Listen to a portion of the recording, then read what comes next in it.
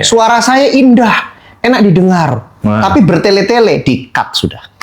Semakin bagus kemampuan membaca dan menulis kita, berbanding lurus dengan kemampuan bicara. Saya akan sampaikan 5 buku, tapi nyampaikannya nggak usah urutan. Oh gitu? Nggak urutan, karena susah mengurutkan. Cuma nanti saya bisa share mana yang the best menurut saya. Kalau melihat siapa aja yang jago pidato, Barack Obama itu masuk top tier loh. Oh gitu ya? Cara berbicara itu sampai mempengaruhi nasib gitu ya? Kita sedang berada di, apa ini nyebutnya? Kantor, markas? Naratika. Apa nyebutnya kantor? Ya, kantor boleh, Base rumah camp. boleh, base camp boleh. Oke, Naratika. Yes. Naratika ini kayak yang di kaosnya ini. Naratika tulisannya apa itu? Debate Club. Jadi kami Naratika punya program Debate Club Debate Club. untuk profesional. Oh gitu, jadi para profesional berdebat ya? Berdebat. Kalah politisi, Rek. Wih, calon politisi harus Ya. bisa. Oke, dan ini teman-teman Naratika itu nih, ada tulisannya. Naratika Public Speaking. Nah, Naratika Public Speaking ini berarti lembaga untuk apa? Pelatihan untuk pengembangan public speaking profesional. Jadi konteksnya profesional di perusahaan, di bisnis. Begitu. Ini tempat orang-orang kalau mau pengen belajar tentang public speaking Di konteks sini ya? profesional. Di konteks profesional. Nah, jadi misalnya konteks profesional itu program kami, contohnya executive presentation, persuasive presentation, powerful speech, ya bagaimana pidato dalam konteks bisnis dan profesional. Oh, Bukan public speaking yang programnya kayak MC, bukan ya? atau penyiar, no. Bukan ya? Yes. Berarti nggak diajarin tentang olah suara A, I, U, E, U. Hanya sedikit dalam konteks yang diperlukan. Artinya gitu, kalau gitu. misalnya contoh ya, dalam proses presentasi untuk rapat nggak perlu. Oh gitu. Nggak perlu. Karena suara apapun yang penting kontennya mudah dimengerti. Iya. Ya biasanya kalau MC itu menjadi sesuatu hal yang Penting. utama. Yes. Makanya kadang kelihatan memang kalau orang yang penyiar radio yang memang punya basic di situ biasanya timbrenya gitu kan, intonasinya, tekanannya itu beda sama orang-orang yang ya dari awalnya cuma ya mungkin dia dari awalnya cuma lucu doang akhirnya ternyata menarik ini kalau buat penyiar. Karena bagi penyiar penting. Karena kalau penyiar kalau suaranya bagus, wajah jelek pun bisa terbayangkan bagus. Ganteng wong iki rek ngono ya. Termaafkan. Pokoknya suaranya bagus, enak didengar. Makanya dulu kalau nggak tahu sekarang radio masih have nggak ya? Kalau zaman dulu zaman kita lagi orang-orang pendengar radio itu pasti punya imajinasi tentang wajahnya penyiarnya. Ya betul. Oh suaranya berat, mungkin orangnya gagah gini kan gitu kan. Ternyata kurus itu. Kurus tinggal tulang tapi suaranya berat minta ampun. Atau yang suaranya sangat mulus ternyata badannya gede gitu kan. Ya. Itu. Jadi karena yang dibutuhkan hanya suara kan nggak terlihat wajahnya. Jadi termaafkan gitu ya. Nah, dalam konteks bisnis and profesional di perusahaan, contoh misalnya saya harus presentasi di depan CEO misalnya. Kalau executive presentation kan begitu. Suara saya indah, enak didengar, tapi bertele-tele, di-cut sudah. Ini apa sih maksudnya? Udah langsung aja. Oh, jadi berarti yang difokuskan di sini lebih ke substansi. Oh, jadi pelatihan public speaking di sini lebih ke menata substansinya gitu ya? Gini, dalam konteks bisnis, ya, orang itu ujungnya performance. Ya. Misalnya untuk meningkatkan produktivitas kerja, meningkatkan penjualan, untuk menghadirkan perubahan-perubahan, kan? Maka fokusnya adalah public speaking untuk ke arah sana. Makanya walaupun suaranya indah dan enak didengar, tapi kalau bertele-tele dan tidak jelas juntrungannya, itu kebayangnya tidak ngarah ke performance gitu. Iya. Misalnya tidak kebayang di hadapan audiens bagaimana ini membuat bisa lebih untung kan begitu. Gimana ini memperbaiki kinerja gitu. Enggak kebayang. Atau bisa dikatakan gini nggak? Ini tempat public speaking untuk belajar bagaimana kita ngomong yang berdampak. Bisa. Jadi ada dampaknya gitu. Bisa, betul. Jadi tidak hanya sekedar menghibur, not atau buat entertain. enak-enakan didengar, tapi Kita ngomong yang berdampak. Gitu. Berdampak bagi bisnis, bagi kinerja, bagi pekerjaan, bagi produktivitas. Oh gitu ya. Lebih fokus lagi ke rinciannya. Betul. Karena di konteks pekerjaan, bisnis begitu.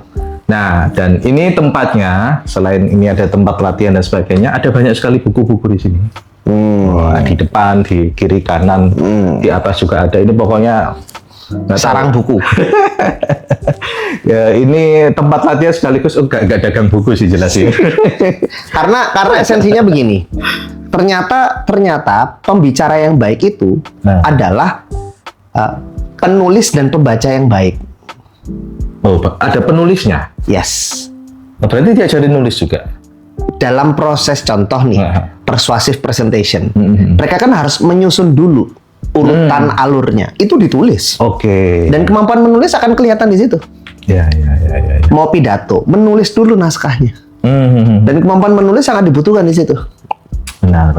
Artinya begini, semakin bagus kemampuan membaca dan menulis kita, berbanding lurus dengan kemampuan bicara. Walaupun tidak menjamin. Maksudnya begini, ini mungkin supaya tidak salah paham. Ya. Apakah orang kalau jago nulis pasti jago ngomong? Enggak. Belum tentu. Karena ngomong itu keterampilan yang berbeda. Ya. Tapi ini misal ya, kemampuan bicaranya segini. Kemampuan menulisnya segini. Kalau kemampuan menulisnya dinaikin, nanti kemampuan bicaranya ikut naik gitu. Begitu.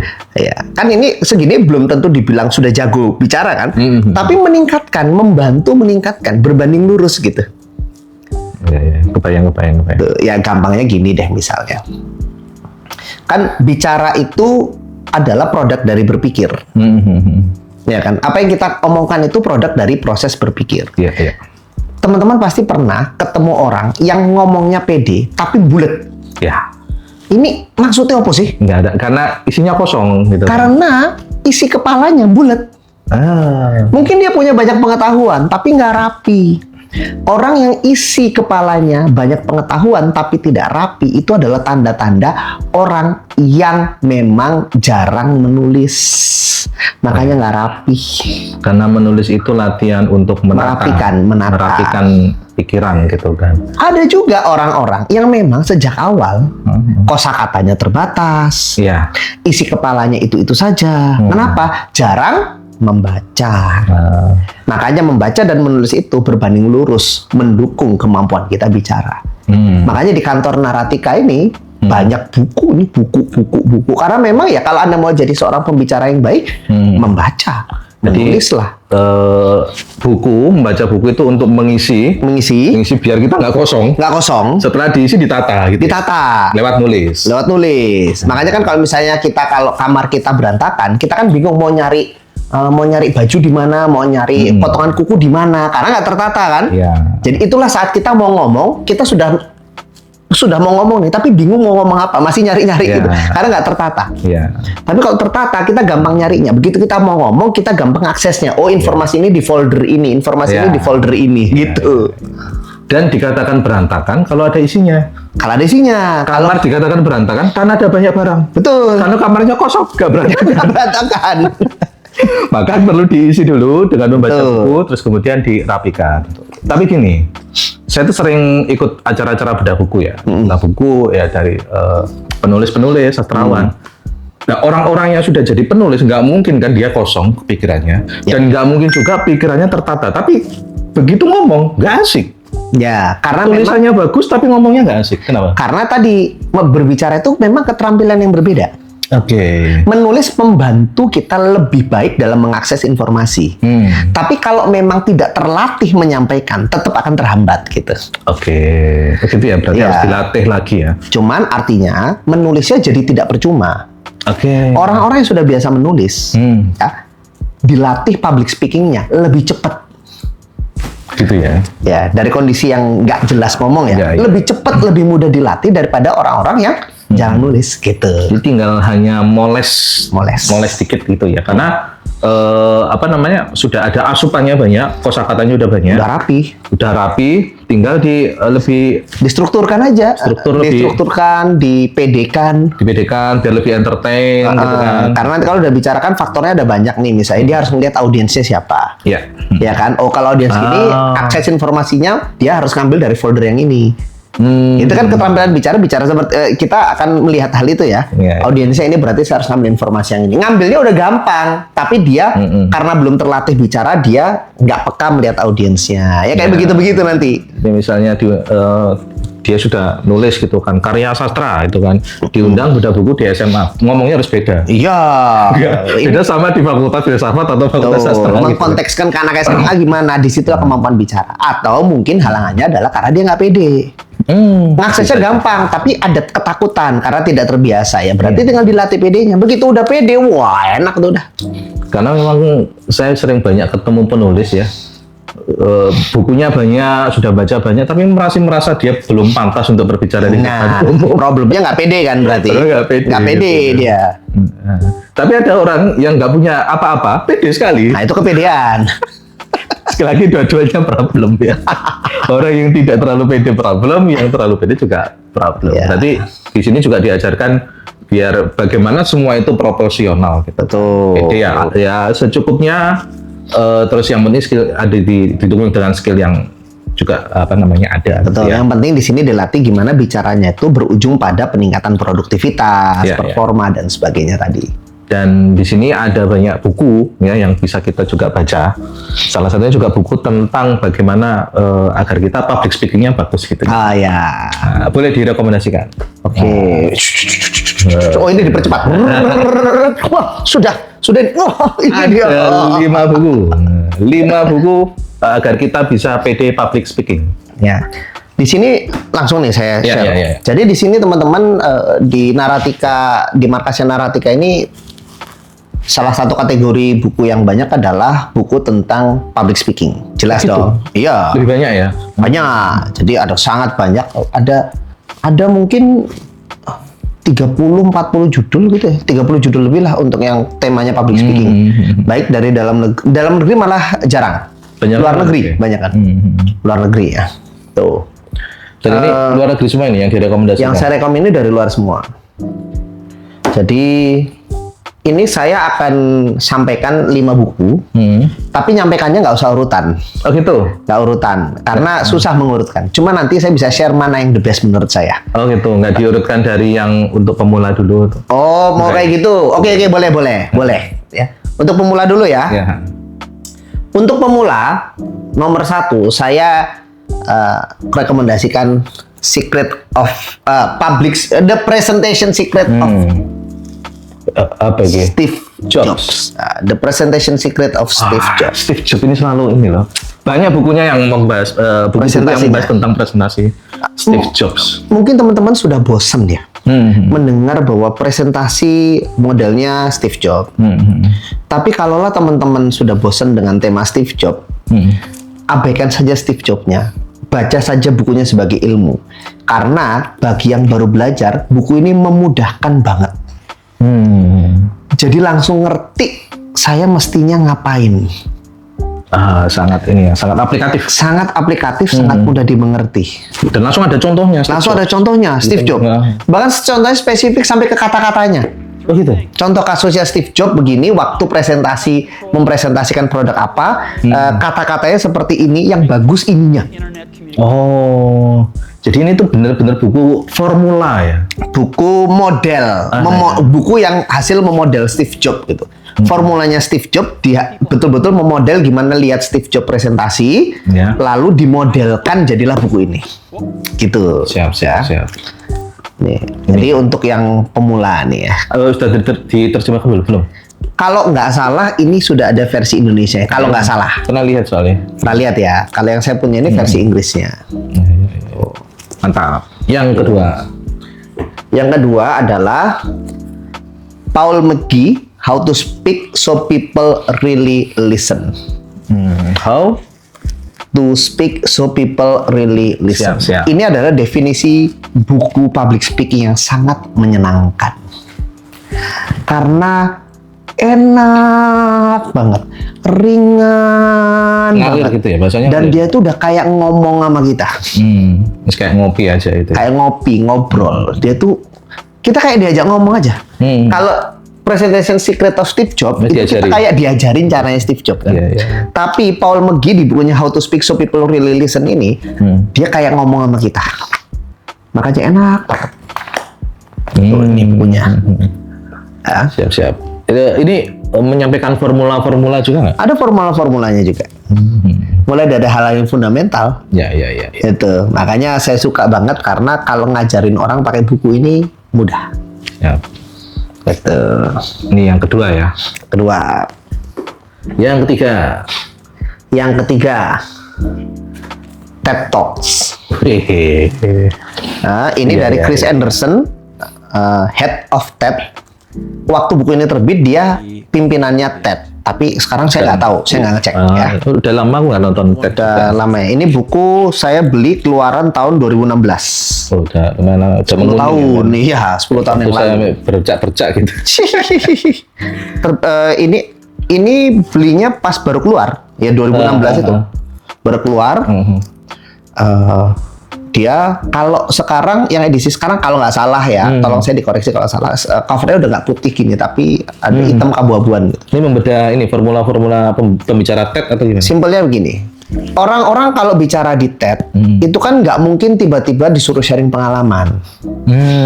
Ya, tapi kita melihat orang di TED ngomongnya bagus-bagus kan? Iya. Tapi kan tidak semua orang ngomongnya jago.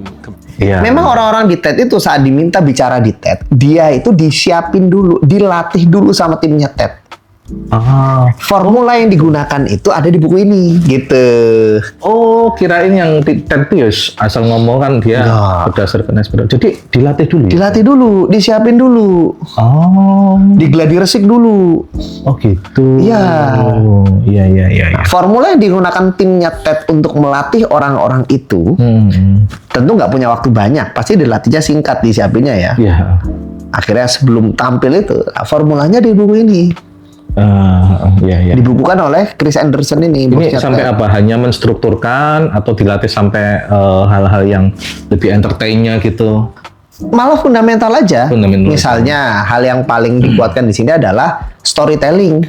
Kan Anda itu kan di TED itu adalah orang-orang yang inspiratif dengan pengalamannya dan diminta cerita tentang pengalamannya kan? Iya. Maka storytellingmu harus begini. Misalnya. Jadi hanya merapikan tentang storytellingnya. Nggak cuma storytelling sebenarnya, tapi salah satu yang dikuatkan di situ karena memang TED bicara tentang bercerita pengalaman dia terkait dengan expertise dia kan. Karena sekali lagi orang expert itu belum tentu dia jago bicara juga. Ya, tapi dia bisa cerita.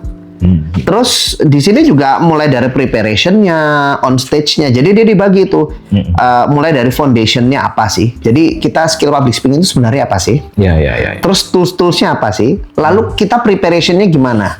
Iya. Sampai dengan on stage harus melakukan apa? Gitu. Siap. Ini TED Talks. TED Talks the official TED Guide to Public Speaking. Oke, belum diterjemahkan. Kayaknya. Belum ya? Belum kayaknya. Nggak pernah lihat saya. Nggak pernah lihat. Kalau diterjemahkan pasti tak beli sudah. Oh gitu? Atau saya bikin kelewat ya. Oke, keempat. Say It Well dari Terry Zuplat. Nah, kalau tadi berarti kan ke pemula, terus agak advance, ini berarti lumayan advance. Ini Terry Zuplat itu adalah penulis pidatonya Gedung Putih. Dan dia banyak bekerja. Salah satu masa yang dia lama bekerja adalah di era Barack Obama. Jadi kita bisa katakan Terry Zuplat ini adalah penulis pidatonya Barack Obama. Oh, penulis pidatonya. Ya, betul. Karena itu di dalam buku ini, contoh-contoh kasus pidato yang dia sajikan itu ya Barack Obama. Itu. Oh, Barack Obama. Berarti ini hanya ke substansi ya, isinya saja menyoroti tentang isi, bukan ke public speaking. No, justru dia ngajarkan public speaking spesifik untuk speech pidato. Oh. Jadi ini buku tentang pidato sebenarnya. Gitu ya. Mulai dari bagaimana menulis pidatonya sampai dengan kita tampil pidatonya. Di mana dia menuliskan resepnya, diberi contoh-contoh pengalaman pada Barack Obama. Mantap. Emang beda sih. Oh, Barack Obama itu lebih ada greget gitu loh. Dia udah berdiri aja udah gitu kan, ada kerasa sesuatu yang berbeda gitu dari dia, ada sesuatu yang menggetarkan. Jadi memang gini, kalau di antara presiden-presiden Amerika, kan namanya presiden itu ya mestinya dia bisa pidato, ya kan? Di antara presiden Amerika, kalau melihat siapa aja yang jago pidato, Barack Obama itu masuk top tier loh. Oh gitu ya? Iya. Masuk top tier, bukan the best, tapi top tier. Jadi masuk atas. saya bisa katakan bukan the best karena tidak pernah ada literatur yang menyebutkan dia terbaik gitu. Jadi saya nggak berani ngomong the best. Cuman kalau ditanya the bestnya siapa, saya nggak berani bilang siapa. Cuman saya kan ada beberapa literatur yang membahas Barack Obama kan. Tidak ada satupun yang menyebutkan dia the best gitu. Tapi untuk mengatakan dia top tier, yes. Makanya kalau kita, bahkan saya sampai beli buku khusus isinya pidato-pidatonya Barack Obama. Ada di sana. Jadi termasuk GOAT gitu ya? GOAT, betul, Barack Obama itu. Termasuk GOAT. Okay. Cuman begini, di buku ini kita jadi tahu bahwa ternyata di balik pidato Presiden Barack Obama yang keren, itu ternyata timnya nggak sembarangan. Tim penulis pidatonya itu banyak gitu. Oh gitu? Yes, bahkan dalam beberapa kunjungan Barack Obama ke luar negeri, itu di pesawat masih berkomunikasi dengan penulis pidatonya. Contoh misalnya Terry Zublat cerita di sini, Terry Zublat itu misalnya Barack Obama duduk di belakang ya kursinya, Terry Zublat agak di depan dalam pesawat kepresidenan itu. Nanti Terry Zublat ke Barack Obama nyerahkan naskah, nanti Barack Obama ngasih ke Terry Zublat gini, setelah dicoret-coret nanti jadi tektokan di dalam pesawat bahkan. Dalam perjalanan. Bahkan sekeras Barack Obama itu dia juga latihan. Nggak sembarangan. Setiap mau pidato latihan ya. Latihan. Apalagi kita ya. Iya. Cuman memang gini, karena Barack Obama itu sudah biasa ngomong, latihan yang paling banyaknya bukan latihan ngomong di panggungnya, tapi menyempurnakan teksnya. Oke. Itu. Di situ dia sebegitunya ya bahkannya. Iya. Ya kayak ini aja. Kayak dosen pembimbing nyoret-nyoret aja. Terry Zublat nyerahin naskah terus dia coret-coret. Kenapa? Kan penulis pidato itu kalau menuliskan pidato dia harus membayangkan seakan-akan dirinya Barack Obama. Jadi nggak bisa dengan perspektifnya Terry Zublat. Harus perspektifnya Barack Obama. Lalu waktu dibaca sama Barack Obama, kadang-kadang Barack Obama merasa nggak gue deh ini kan gitu. Saya nggak akan ngomong kayak begini. Maka dia kasih masukan. Nah nanti Terry Zublat bikin lagi coret gitu. Dan itu terjadi di pesawat bahkan. Nah.